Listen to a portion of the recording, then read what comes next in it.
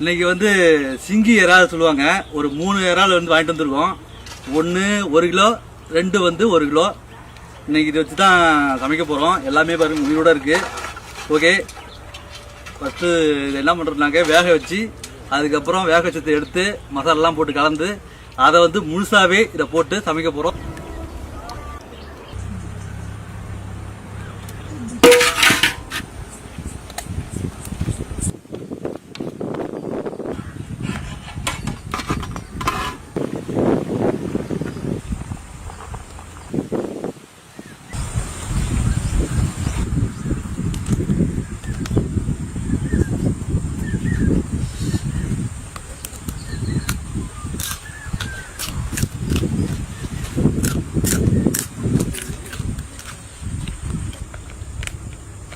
அழகாக வந்து செரிக்கிறதுக்கு உடம்பு வந்து பலன்னு கட்டு சுட்டா உடம்பு ஏறாது சுத்தமாக.